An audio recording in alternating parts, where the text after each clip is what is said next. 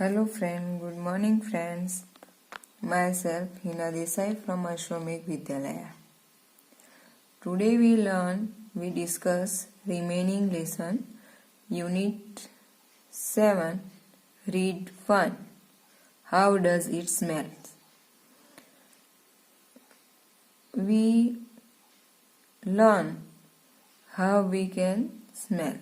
આપણે જે સુગંધ છે, સોડમ છે, બરાબર, એના કેવા આગળના જે પેરેગ્રાફોમાં એના પ્રકાર કેવા છે, આપણે સોડમને કેવી રીતના પારખીએ છીએ, બરાબર ને, કે જે લાસ્ટ લેક્ચરમાં આપણે જોયું કે જે વિમેન અને મેન છે એ બંનેની જે સોડમ લેવાની જે શક્તિઓ છે, બરાબર ને, એ અલગ અલગ છે.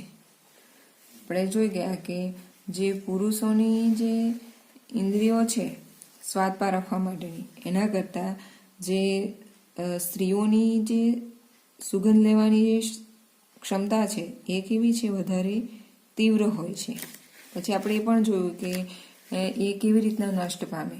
તો જેમ ઉંમર વધતી જાય પછી શું કહેવાય કે આપણે કંઈ સ્મોકિંગ કરીએ, બીજું ડ્રિંક લઈએ તો એનાથી એ શક્તિ ઘટતી જાય છે. પછી ત્યાર પછીના પેરેગ્રાફમાં આપણે જોયું કે જે આપણે પ્રેસ કરીએ, ટચ કરીએ, પેઇન થાય તો એ બધું આપણો ડાયરેક્ટ કોન્ટેક્ટ હોય છે, બરાબર ને. જ્યારે આપણે જે સ્મેલ છે તો એનો કોઈ સીધો કોન્ટેક્ટ હોતો નથી, એ કેવી છે, નેચરલ જ છે. પછીના પેરેગ્રાફમાં આપણે જોયું કે જે મંકી છે, વાંદરાઓ છે અને માણસો છે, એ લોકોનામાં સ્મેલની શક્તિ, પછી જોવાની શક્તિ એ દૂર દૂર સુધી રહેલી હોય છે. પછી પેરેગ્રાફમાં આપણે જોયું તો જે આપણી સાઇટ સેન્સ છે, જોવાની શક્તિ છે, એમાં કેટલીક લિમિટેશન આવી જાય છે. એ આપણે સનલાઇટ હોય છે ત્યારે જ આપણે જોઈ શકીએ, બરાબર ને. નાઇટમાં એ આપણી કામ કરતી નથી, જ્યારે જે સ્મેલ સેન્સ છે એ ડે નાઇટ ડ્યુટી કરતી હોય છે, એ આપણે જોઈ ગયા. તો હવે આપણે નેક્સ્ટ પેરેગ્રાફમાં જે આપણું લેસન છે એના એન્ડિંગ તરફ આપણે જઈ રહ્યા છે. Here we start. The mechanism by which a particular smell activates a certain receptor, that is why one chemical smells thus and another smells so is as yet unknown. The mechanism એટલે અહીંયા આગળ યાંત્રિક રીતે, કે કોઈ ચોક્કસ પ્રક્રિયા વડે, બાય વીચ અ પર્ટિક્યુલર એટલે ચોક્કસ, સ્મેલ એક્ટિવેટ્સ એટલે કે કાર્યરત હોવું અથવા તો સક્રિય થવું, અસર્ટેન એટલે કે ચોક્કસ, રેસેપ્ટર એટલે અહીંયા આગળ કોષો,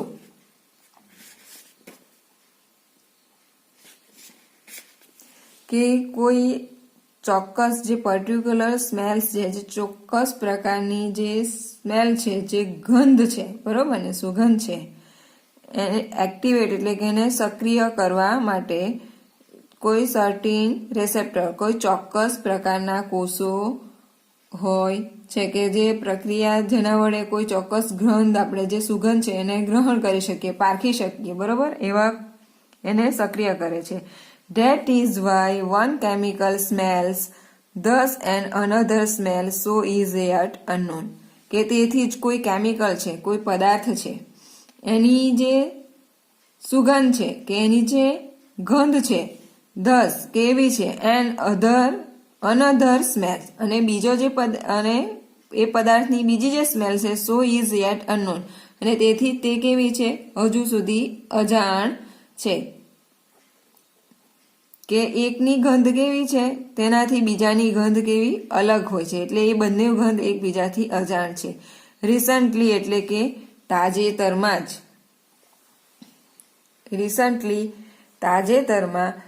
there have been suggestions that chemical smells as they did because of overall shape of their molecules or because they puncture and membranes of the smell receptor or because the part of the same manner of puncturing or the same fashion of vibrating would all smells the same. આ sentence ઘણું લાંબુ છે, એને આપણે તૂટક કરીને એને part પાડીને સમજવાની કોશિશ કરીએ.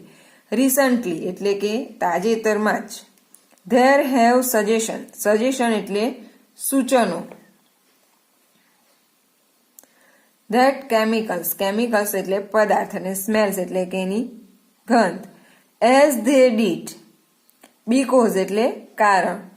કે ઓફ ધ ઓવરઓલ શેપ એટલે કે એનો જે ઓવરઓલ એટલે એકંદરે એનો શેપ એટલે એનો જે આકાર છે તે. ઓફ ધેર મોલિક્યુલ્સ એટલે એના અણુઓ. ઓર બીકોઝ દે પંચર એટલે કે કાણું પાડવું એમાં. ધ મેમ્બ્રેન એટલે કે પેશીઓ જે છે જે કોષો છે એનું પાતળું પડ. ઓફ ધ સ્મેલ રેસેપ્ટર એટલે કે કોષ. Or because the part of the same manner of punching the same fashion of vibrating.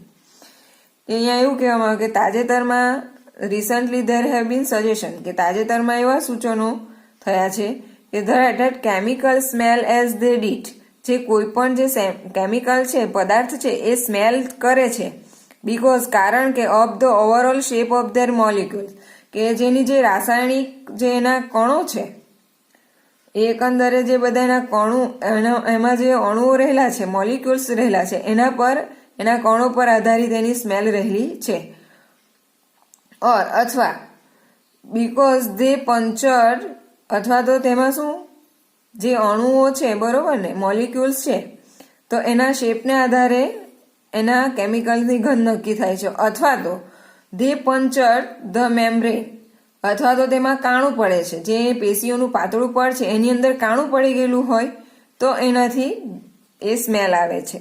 Smell રેસેપ્ટર. Or અથવા તો because the part of the same manner of punching અથવા તો એવી જ રીતના જે સ્મેલ સેન્સ વાળા જે કોષો છે એની અંદર કાણું પડી ગયેલું હોય તો. અથવા the same fashion of vibrating would all smells the same અથવા તો જે સામાન્ય રીતે જે છિદ્રો પડી જાય છે અને જે એના જેવા સમાન સેમ ફેશન ઓફ વાઇબ્રેશન કે એમાં કંપન થાય છે. વાઇબ્રેટિંગ એટલે કે એમાં ધ્રુજારીનો અનુભવ થાય છે તો would all smell the same તો બધાની કેવી ગંધ સરખી જ અનુભવાશે. કે જે કેમિકલ છે એની સ્મેલ કેવી રીતના અલગ અલગ હશે તો એનું શું કહેવાય કે પહેલા તો એનો જે શેપ ઓફ ધેર મોલિક્યુલ્સ કે એના જે અણુઓ રહેલા છે એના કદ છે એને મોલિક્યુલ્સના જેમ મોલિક્યુલ્સ છૂટા પડે છે તેમ એ કેમિકલની સ્મેલ આવે છે. અથવા તો જે એ પેશીઓનું પાતળું પડ છે એની અંદર કાણું પડી જાય પછી જે રેસેપ્ટર કોષો છે એની અંદર કાણું પડે તો એવી રીતના જે અલગ અલગ પાર્ટ છે એની અંદર કાણા પડે પછી વાઇબ્રેટિંગ કંપન થાય તો એના લીધે જે કેમિકલ છે એ અલગ અલગ સ્મેલ કરે છે. However all such theories are yet only at the stage of conjecture. However એટલે કે હજી સુધી. ઓલ સચ થિયરીઝ એટલે અહીંયા આગળ આપણે જોઈએ કે થિયરી અને પ્રેક્ટિકલ બોલીએ ને. પ્રેક્ટિકલ એટલે કે પ્રાયોગિક અને થિયરીઝ એટલે કે સિદ્ધાંતિક. Theories are yet only at the stage of conjecture. Stage એટલે કે ના તબક્કા સુધી. કન્જક્ચર એટલે કે મત ધરાવવો અથવા તો ધારણા બાંધવી કે આ બધી જે સિદ્ધિઓ છે એ વધુ ધારણાના તબક્કા સુધી જ છે. કઈ સિદ્ધિઓ કે હા ભાઈ કે આ જે કેમિકલ છે એની સ્મેલ આવી છે તો શાના કારણે હોઈ શકે એના મોલિક્યુલના કારણે પંચરના કારણે મેમ્બ્રેન્સના કારણે જે આ બધી જે ધારણા ધરવામાં આવી છે એ હજુ સુધી કેવી છે કે એ કોઈ સિદ્ધાંત પર હજુ સુધી નથી પણ એ એક ધારણાના તબક્કા સુધી જ એને રાખવામાં આવી છે. Whatever the mechanism of smell કે જે આ સ્મેલ લેવાની જે પ્રક્રિયા છે જે રચના છે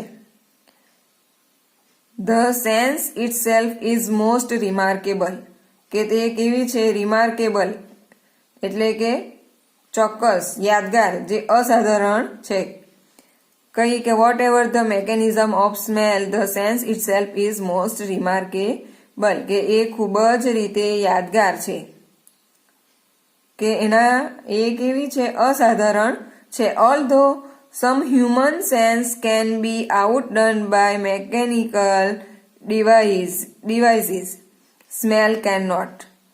Although એટલે કે છતાં પણ some human sense કે કેટલાક માનવની આપણા જે મનુષ્ય છે એની સેન્સ એટલે કે ઇન્દ્રિયો can be outdo એટલે કે એના કરતા ચડિયાતું by mechanical devices એટલે સાધનો અને મેકેનિકલ એટલે જે મશીનરીના જે સાધનો છે જે યાંત્રિક ઉપકરણો છે એને હજુ સુધી આપણે જે હ્યુમન સેન્સ છે બરોબર એને યાંત્રિક જે સાધનો છે એ સ્મેલ કેન નોટ એટલે કે એને હરાવી શકી નથી એની smell. The living nose is not likely to be replaced by any non-living contrivance in the foreseeable future. અહીંયા શું કહેવામાં આવ્યું છે? આ ખૂબ જ ઇમ્પોર્ટન્ટ સેન્ટેન્સ છે. The living nose, living એટલે કે સજીવ. The living nose is not likely to be replaced. Replace એટલે કે ત્યાં ફરીથી એને સ્થાપિત કરવું કે બદલી શકવું. Replace by any non-living. Non-living એટલે નિર્જીવ. Contrivance એટલે કે પ્રયુક્તિઓ. In the foreseeable એટલે કે એના આગાહી કરી શકાય તેવું ફ્યુચર એટલે ભવિષ્યમાં કે જે આપણા મનુષ્યનું જે સજીવ નાક છે બરોબર તો એની જગ્યાએ કોઈ નોન લિવિંગ કોઈ નિર્જીવ યંત્ર રિપ્લેસ કરી શકાય એવું ભવિષ્યમાં ક્યારેય બનશે નહીં. એટલે કે આપણે ગુજરાતીમાં જે કહેવત કે સાંભળેલી હશે તમે કે જેનું નાક ગયું એનું બધું ગયું. એટલે આપણું જે નોઝ જે નાક છે એને સાચવીને રાખવાનું છે. કેમ? એ તો ખાલી એક કહેવત છે બટ અહીંયા રિયલમાં કહેવામાં આવ્યું છે કે જે આપણું નોઝ છે બરોબર એ ક્યારેય રિપ્લેસ થઈ શકતું નથી. હા, આપણા હાથમાં ફ્રેક્ચર થયું હોય, હાથ કપાઈ ગયો હોય, છૂટો પડી ગયો હોય તો આપણે જે નિર્જીવ હાથ છે એ આપણે રિપ્લેસ કરી શકીએ છીએ બરોબર ને, કૃત્રિમ હાથને. એવી જ રીતના આપણે કૃત્રિમ પગ પણ નાખી શકીએ છીએ. આપણી કિડની ખરાબ થઈ ગઈ હોય આપણે નવી કિડની નાખી શકીએ છીએ. બટ આપણું આ જે એક નોઝ જે છે એ એવો એક બોડી પાર્ટ છે કે આપણે એને રિપ્લેસ ક્યારેય કરી શકતા નથી. અને અત્યાર સુધીમાં કોઈ એવું યંત્ર કોઈ મશીનરી એવી આવી નથી, કોઈ ઉપકરણ શોધાયું નથી કે એ નોઝ રિપ્લેસ કરી શકે અને ફ્યુચરમાં પણ એવું થશે નહીં. ધેટ ઇઝ વાય તેથી in an age of superlative mechanisation the master chef, the tea taster and the perfume compounder are likely to remain immune to the possibility of technological unemployment. That is why અને તેથી જ એજ of superlative મેકેનાઇઝેશન એટલે કે જે અત્યારનો જે યાંત્રિક જે યુગ છે એકદમ સુપરલેટિવ ખૂબ જ ઝડપી યુગ છે એની અંદર ધ માસ્ટર શેફ અહીંયા શેફ છે હા ને, ચેફ નથી વાંચવાનું, શેફ માસ્ટર શેફ એટલે અહીંયા આગળ રસોઈયો. ધ ટી ટેસ્ટર, ટી એટલે ચા અને ટેસ્ટર એટલે એનો સ્વાદ માણનાર. ધ ટી ટેસ્ટર ચાનો સ્વાદ માણનાર એટલે કે ચાનો સ્વાદ પારખનાર. એન્ડ અને the perfume compounder, perfume compounder એટલે કે જે પરફ્યુમ છે બરોબર, જે અત્તર છે એને બનાવનાર અને એની કેટેગરી નક્કી કરનાર કે એ કેવા પ્રકારનું પરફ્યુમ છે એ પરફ્યુમ પારખનાર. આર લાયકલી એટલે શક્ય. ટુ રિમેન એટલે રહેવું. ઇમ્યુન એટલે અસર ન કરવી. ટુ ધ પોસિબિલિટી એટલે શક્યતા ઓફ ટેકનોલોજીકલ અનએમ્પ્લોયમેન્ટ. ટેકનોલોજીકલ અનએમ્પ્લોય એટલે કે અનએમ્પ્લોયમેન્ટ એટલે કે બેકારી, બેરોજગાર. પોસિબિલિટી એટલે શક્યતા ઓફ ટેકનોલોજીકલ અનએમ્પ્લોયમેન્ટ એટલે કે યાંત્રિક રીતે જે બેરોજગાર બને છે એ શક્યતા રહેતી નથી. કોની?